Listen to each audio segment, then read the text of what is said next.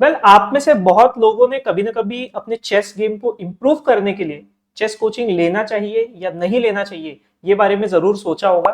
तो आज ना मैं आपको इसका क्लियर आंसर दे दूंगा कि कौन से कंडीशंस में कौन से लोगों को चेस कोचिंग लेना चाहिए जो फायदेमंद रहेगा, और ऐसी क्या कंडीशंस है या फिर ऐसे कौन से टाइप के लोग हैं जिनको चेस कोचिंग अगर वो लेते हैं तो शायद इतना ज्यादा फायदे का नहीं रहेगा। ठीक है, तो ये तो एक क्लियर चीज है कि हर एक को चेस कोचिंग का फायदा हो ऐसा जरूरी नहीं है। ठीक है, तो सबसे पहले तो मैं आपको ये बता दूं, अगर आप खुद के लिए अगर चेस कोच ढूंढ रहे हो तो मैंने उसके लिए भी एक अलग से वीडियो बनाया हुआ है कि how to select the chess coach. उसमें मैंने अगर आपको समराइज में शॉर्ट में बताऊं तो ये बताया है कि भाई चेस कोच फेडरेटेड होना चाहिए। आप कहाँ पर कोचिंग लगा रहे हो, वहां पर सिखाने वाला इंसान कौन है वो ध्यान दो, क्योंकि कभी कभी क्या होता है हम लोग किसी और को देख के चेस कोचिंग लगाते हैं लेकिन वहां पे सिखाने वाला इंसान अलग रहता है। वहां फिर बच्चों को प्रॉब्लम होती है, शायद आपको उतना अच्छा लर्निंग ना मिले और हो सकता है आपका टाइम मनी सब कुछ वेस्ट हो जाए। ठीक है, तो ये चीजों का आप लोग ध्यान रखो। तो वो वीडियो आप याद से देख लेना कि चेस कोच को सिलेक्ट कैसे करना है। ओके, अब कौन से लोगों ने चेस कोचिंग के लिए जाना चाहिए? सबसे पहले अभी एज 5 से एज 13 के अगर कोई भी स्टूडेंट्स है, कोई भी इस एज ग्रुप के लोग हैं, हो सकता है कि आप लोगों का एज जो वीडियो देख रहे हैं इससे ज्यादा हो, या तो आप खुद के लिए चेस कोचिंग के लिए सोच रहे हो, या फिर आप एज अ पेरेंट इस वीडियो को देख रहे होगे जो अपने बच्चे के लिए चेस कोचिंग के लिए सोच रहे हो। तो एज 5 से एज 13 में इसलिए बोल रहा हूँ कि ये बच्चे चेस कोचिंग के लिए बिल्कुल जा सकते हैं, क्योंकि ये एज ऐसा है, ये डेवलपमेंट का एज है। यहाँ पे हर एक इंसान या फिर हर एक बच्चा कुछ ना कुछ नया करने के बारे में सोच रहा है, अलग अलग अपने इंटरेस्ट को एक्सप्लोर करता है ना, तो अलग अलग एक्टिविटीज करता है। तो ये एक ऐसा स्टेज होता है कि जहाँ पे आप ट्रायल एंड एरर कर सकते हो। और मान लो अगर आपने थोड़ा टाइम चेस कोचिंग लिया और आपको समझ में आ गया कि नहीं, आपके बच्चे का अगर इंटरेस्ट नहीं है तो आप ड्रॉप ऑफ कर सकते हो। इसमें आपका कोई नुकसान भी नहीं होगा ज्यादा, ना ही बच्चे का ऐसा है कि कुछ बहुत ज्यादा टाइम वेस्ट हो जाएगा, कोई भी आपको प्रॉब्लम नहीं होगी। ठीक है, ये एक ऐसा स्टेज है जहां पे डेवलपमेंट होना, इंटरेस्ट आना, ये सबसे ज्यादा पॉसिबिलिटी होती है। और ये एज ग्रुप में ना आप देखोगे तो स्कूल की पढ़ाई भी ऐसी बहुत ज्यादा नहीं होती है। तो अगर अच्छे से फोकस करके आगे जाना है तो ये एक परफेक्ट एज हो जाता है स्टार्ट करने के लिए। सेकेंड चीज, ऐसे कोई लोग जो इंटरेस्टेड है गेम को लेकर। ठीक है, अब मैं यहाँ पे रेटिंग की बात नहीं कर रहा, गेम के लेवल की बात नहीं कर रहा कि भाई आप शायद बिगिनर भी हो सकते हो, लेकिन अगर आपका इंटरेस्ट है तो डेफिनेटली आपने एक्सप्लोर करके देखना चाहिए कि भाई चलो एक बार लेके देखते हैं कि कैसे है क्या है। चेस कोचिंग में क्या वर्कआउट होता है नहीं होता है, आपको जमता है नहीं जमता है, ये चीजें आप ट्राई करके बिल्कुल देख सकते हो। तीसरी चीज, अभी जैसे जैसे आपका लेवल बढ़ जाता है, ठीक है, अभी ये मैं सबकी बात कर रहा हूँ, सिर्फ कोई स्पेसिफिक एज ग्रुप से रिलेटेड नहीं।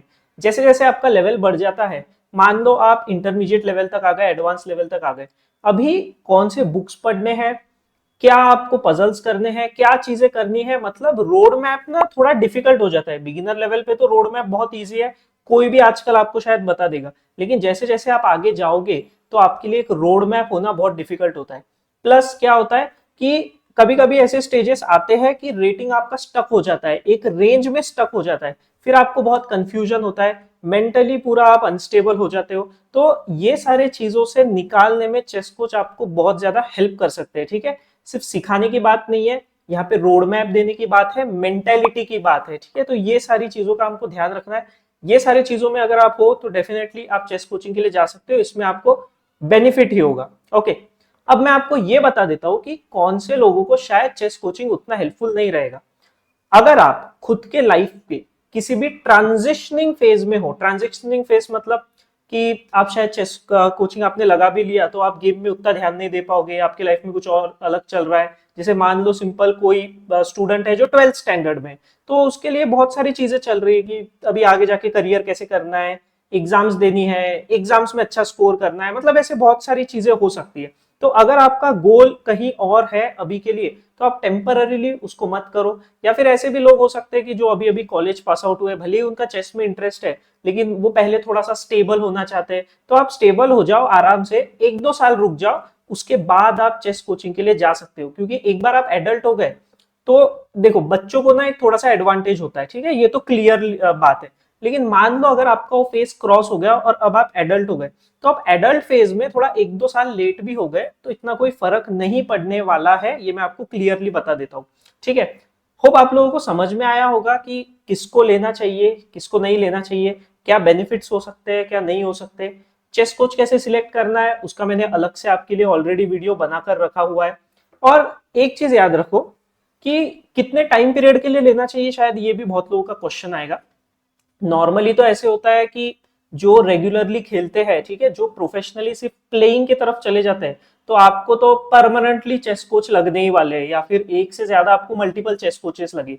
जैसे अगर आपको पता होगा तो आप किसी भी हायर रेटेड प्लेयर, जैसे अभी हमारे वर्ल्ड चैंपियन गुकेश है, तो गुकेश के आप सर्च कर सकते हो कितने चेस कोचेस है, कैसे चेंज होते रहते हैं, कुछ टेम्पररी कोचेस होते हैं, कुछ परमानेंट कोचेस होते हैं, तो वो क्या है वगैरह सब चीज आपको गूगल पे आप जाओगे ना तो आपको डिटेल में मिल जाएगा। जैसे वर्ल्ड चैंपियनशिप के टाइम पे आई थिंक 6 कोचेस थे, जितना मुझे याद आ रहा है, 6 कोचेस ने एक साथ मतलब मिलकर पूरे टीम ने काम किया। कोच का काम ये होता है कि आपको रोड मैप देना, आपके लिए एक रोड बना कर देना कि भाई देखो ये चीज करो तो आप ऐसे ऐसे आगे जा सकते हो, मतलब सीधी बात है, रास्ता दिखाना। तो आप आपके चेस कोच से ये एक्सपेक्ट करो कि आपको पहले तो वो पाथ दिखाए। सेकेंड चीज मेंटेलिटी, ठीक है, कोच का काम ये भी होता है कि अपने स्टूडेंट्स को मेंटली प्रिपेयर करे। ठीक है, जैसे मैं मेरे स्टूडेंट्स को, स्पेशली बच्चे होते हैं, बच्चों का ऐसे हो जाता है कि कभी वो टूर्नामेंट खेलने जाते हैं और आपने देखा होगा अगर फर्स्ट टूर्नामेंट सेकंड टूर्नामेंट है तो बच्चे हार जाए तो कुछ बच्चे रोने लग जाते हैं, कुछ बच्चों का पूरा इंटरेस्ट चला जाता है। तो ये काम एक चेस कोच का है कि टूर्नामेंट भेजने से पहले बच्चे को मेंटली प्रिपेयर करके भेजो। जैसे मेरे कुछ स्टूडेंट्स हैं जो 5 साल 6 साल वगैरह के, तो जब वो अपना फर्स्ट टूर्नामेंट खेलने जाते हैं तो मैं उनको इस वे में प्रिपेयर करता हूँ कि भाई तुम सारे भी गेम हार गए, ठीक है, तो भी मतलब टेंशन नहीं लेना है, वहां पे रोना नहीं चाहिए मेरा स्टूडेंट, ये मतलब मेरा मेन ये होता है। और ना ही कोई ऐसा बहुत मेजर डिसअपॉइंट होना चाहिए। थोड़ा बहुत डिसअपॉइंटमेंट तो आएगा, वो तो किसी को भी आएगा, ये बहुत ही नॉर्मल है, बट इतना मेजर नहीं आना चाहिए कि एकदम ही फिर ऐसा है कि नहीं अब तो मुझे खेलना ही नहीं है, छोड़ दिया, अभी तो बहुत ज्यादा डर लग रहा है, बहुत ये हो रहा है, ठीक है, तो वो चीज नहीं होनी चाहिए। तो उस चीज का भी हमको ध्यान रखना पड़ता है। तो ये सारी चीजें आप आपके कोच से एक्सपेक्ट कर सकते हो कि आपको मिले। और भी अगर आपके कोई क्वेश्चंस हो गए, अगर आपकी कोई स्पेसिफिक कंडीशन है कि अगर मान लो मैंने कवर नहीं किया है, जैसे मैंने 12th स्टैंडर्ड के स्टूडेंट के बारे में बात की, बट हो सकता है कि कोई ऐसे लोगों की जो 12th में ही है बट उनकी पढ़ाई इतनी ज्यादा हार्ड नहीं है, या फिर उनका इतना कुछ ये नहीं है कि कुछ बहुत ही टफ एग्जाम्स वगैरह देनी है, उनको नॉर्मल डिग्री वगैरह लेनी है, तो ऐसे केस में वो कर भी सकते हैं। ठीक है, तो इसमें मल्टीपल फैक्टर्स आते हैं। तो कुछ अगर आपको ऐसा लगता है कि मैंने कवर नहीं किया है तो आप मुझे कमेंट्स में पूछो, मैं आपको कमेंट्स में यस नो करके आपको आंसर दे सकता हूँ। मेरे साथ आप चेस कोचिंग करना चाहते हो तो मैंने ईमेल आईडी दिया हुआ है, आप मुझे ईमेल कर सकते हो और वहां पर से हम लोग कनेक्ट कर सकते हैं। ठीक है, होप आप लोगों को वीडियो इंफॉर्मेटिव लगा होगा, बहुत चीजें आपको क्लियर हो गया होगा माइंड में। तो डेफिनेटली आप वीडियो को लाइक कर दो, आपको अच्छा लगा होगा तो चैनल को आप सब्सक्राइब कर दो, ऐसे इंफॉर्मेटिव वीडियो आपको हमेशा मेरे चैनल पे मिलते रहेंगे।